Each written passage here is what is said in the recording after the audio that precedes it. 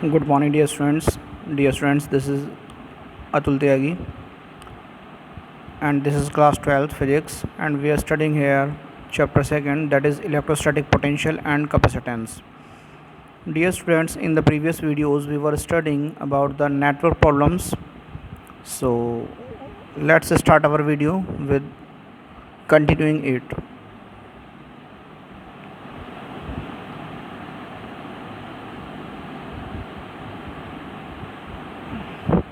आपको जो नेटवर्क्स हैं उनका इक्विवेलेंट कैपेसिटेंस फाइंड आउट करना है।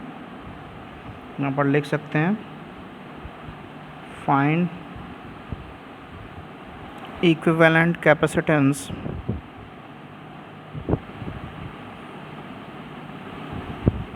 Of following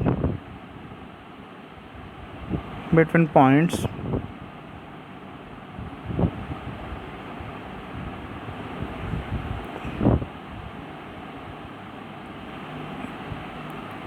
A and B. Okay, A और बी पॉइंट के बीच में आपको इक्विवेलेंट कैपेसिटेंस फाइंड आउट करना है।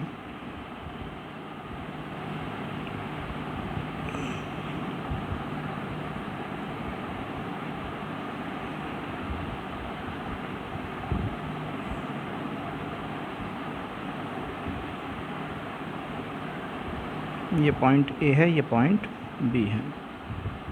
कंसिडर कीजिए ये 5 माइक्रोफैरड है, ये भी 5 माइक्रोफैरड है, या इसे 15 ले लेते हैं, इसको भी 15 माइक्रोफैरड ले लेते हैं, या इसे 25 ले लेते हैं,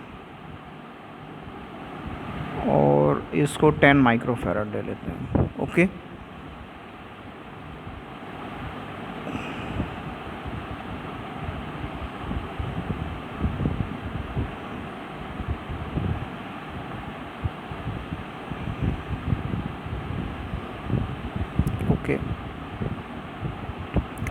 डियर स्टूडेंट्स, यदि हम यहाँ से देखते हैं, इतने पार्ट की बात करते हैं, तो ये दोनों सीरीज़ में हैं, ये दोनों सीरीज़ में हैं।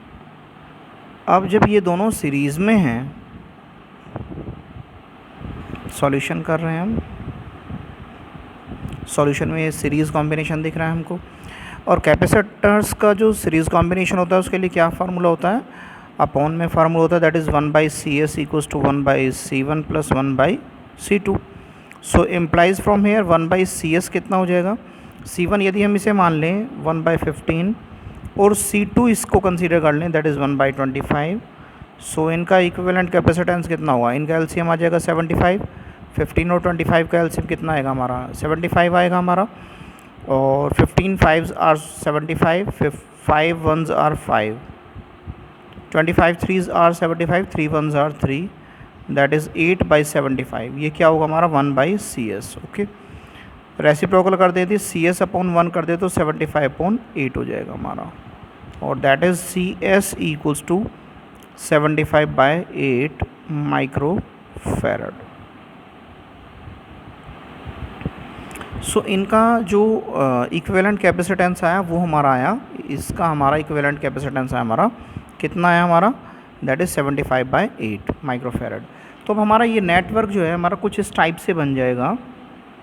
इसके बाद हमारा जो ये नेटवर्क बनेगा वो हमारा कुछ इस टाइप से बनेगा। इसे यदि हम ऐसे कंसीडर कर लें और इसको ऐसे ही रहने दें, तो ये इस टाइप से हो जाएगा। ये पॉइंट बी हो जाएगा हमारा, और ये पॉइंट ए हो जाएगा। ये हमारा एज इट इज़ 5 माइक्रोफैरड, ये हमारा 10 माइक्रोफैरड, और इन दोनों के प्लेस पर ये आ गया है नया, दैट इज़ 75/8 माइक्रोफैरड। ओके, अब इस पॉइंट से यदि हम करंट डिवाइड करें तो यहाँ पर आने के बाद करंट ऐसे भी जाएगी और ऐसे भी जाएगी, तो यहाँ पर ये दोनों पैरेलल कॉम्बिनेशन में हो जाएंगे। आपने 10th स्टैंडर्ड में पढ़ा था ये सब कुछ, बस वहाँ पर रजिस्टर्स के सेंस में पढ़ा था। तो ये दोनों पैरेलल हैं हमारे। सो पैरेलल कॉम्बिनेशन के लिए क्या होगा, CP equals to C1 plus C2। यदि हम इसे C1 कंसीडर कर ले, इसे C2, या इसे C1 कंसीडर कर लीजिए, इसको C2 कंसीडर किया जा सकता है।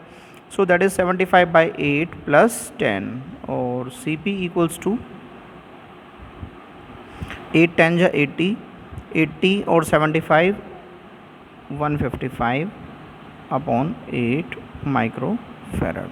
Is it clear?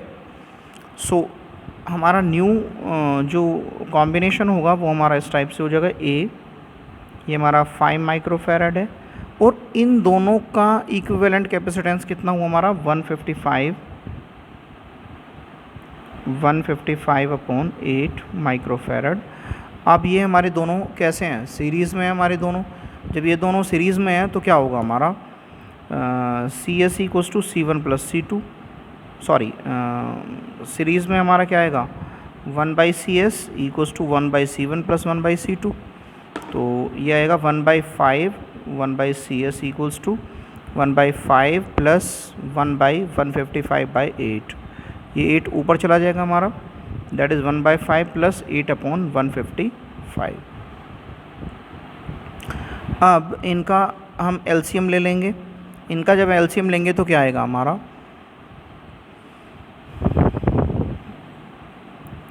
1/5 1/CS equals to, इनका 155 आ जाएगा दोनों का एलसीएम, 5 का और 55 का। भाई ये 5 है हमारा और ये 55 है। इन दोनों का एलसीएम कितना आएगा हमारा 155। 5 से इसे डिवाइड करें, 5 3 ज़ार 15, 5 1 ज़ार 5, 31 टाइम्स जाएगा। 31 की 1 से मल्टीप्लाई करोगे दैट इज़ 31 प्लस, यहाँ पर दिया हुआ है तो प्लस आ गया। 155 को 155 से डिवाइड करेंगे 1 आएगा और 1 की 8 से मल्टीप्लाई करेंगे तो क्या आएगा 1 8 are 8, that is 1/CS equals to 39/155। अब इसका रेसिप्रोकल करना मत भूलिएगा। CS इक्वल्स टू, यहाँ पर आंसर छोड़ देते हैं कई बार बच्चे, 155/39, ठीक है, माइक्रो फैराड। वो छोड़ क्यों देते हैं? क्योंकि वो ये वाला टर्म साथ के साथ नहीं लिखते लाते हैं, लेफ्ट हैंड साइड को लाते नहीं हैं साथ, और वो सोचते हैं कि यहीं पर ये आंसर हमारा कंप्लीट हो जाए, जबकि यहाँ पर आपका आंसर कंप्लीट होगा। So this is the answer of the required problem. So यहाँ पर मैंने आप गिवन क्वेश्चन जो हमारा था इसमें हमने 5, 15, 10 और 25 डिफरेंट वैल्यूज़ इसलिए ली थी ताकि मैं आप लोगों को इस पर बेस्ड एक्स्ट्रा क्वेश्चंस दे सकूं। तो इस क्वेश्चन पर बेस्ड एक्स्ट्रा क्वेश्चन क्या हो सकते हैं हमारे?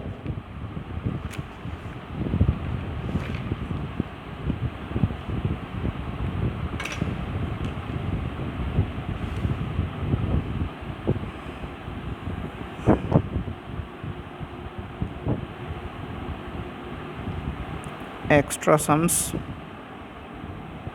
based on the given problem.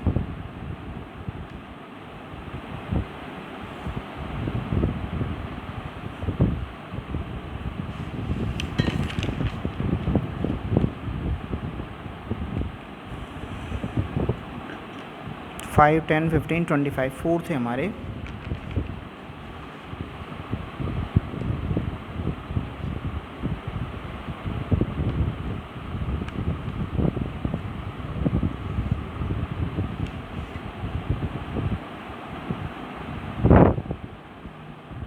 Five microfarad, 9 microfarad,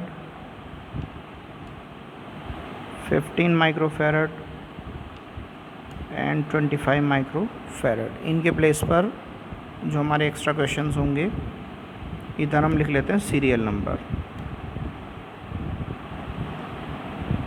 okay, first question हमारा यहाँ पर 5 रहने दीजिए, यूनिट हमारी एज इट इज़ रहेगी 5, यहाँ पर भी 5 लिख लीजिए, यहाँ पर 5 5, ताकि आप लोगों को ज़्यादा प्रॉब्लम ना हो, मैं इसलिए सेम रख रहा हूँ, ठीक है। सेकेंड क्वेश्चन हो जाएगा हमारा 10, इंटरचेंज कर लेते हैं, अभी ये वाली वैल्यूज़ हम इंटरचेंज कर लेते हैं। 10 5, आप देखना कि आंसर सेम आता है या फिर डिफरेंट आता है। 10 5 15 एंड देखिए 5 10 15 एंड 25। नेक्स्ट थर्ड क्वेश्चन है हमारा, अब की बार 15 यहाँ लिख लेते हैं और यहाँ पर 5 कर लेते हैं, यहाँ पर 10 कर लेते हैं, 25 एज इट इज़ रहने देते हैं। फोर्थ क्वेश्चन में हम क्या करते हैं, बिल्कुल इंटरचेंज कर लेते हैं, 25 15 10 एंड 5। आप लोग ये देखिएगा कि क्या आंसर सेम वैल्यूज़ होने के बावजूद भी, देखिए ये चारों वैल्यूज़ इसमें भी सेम है, 5 10 15 25, 5, 10, 15, 25, 5, 10, 15, 25, और इस क्वेश्चन में भी 5, 10, 15, 25 और 5, 10, 15, 25। ये हमने कुछ अलग अलग वैल्यूज़ ली हैं, सॉरी वैल्यूज़ सेम हैं बट पोजीशन उनकी चेंज करने के बाद देखते हैं क्या हमारे आंसर सभी क्वेश्चंस में सेम आते हैं या नहीं आते हैं। ठीक है, अब मैं आपको ये 2, 4, 6, 8, 2, 4, 8, 16, ये 8 न्यूमेरिकल्स हैं आप लोगों के लिए, ताकि आप लोग अच्छी तरह से प्रैक्टिस कर सकें। Okay, thanks, have a wonderful day. यदि आप लोगों को चैनल ठीक लग रहा है तो प्लीज़ लाइक करें, शेयर करें, सब्सक्राइब करें। Thanks, have a wonderful day.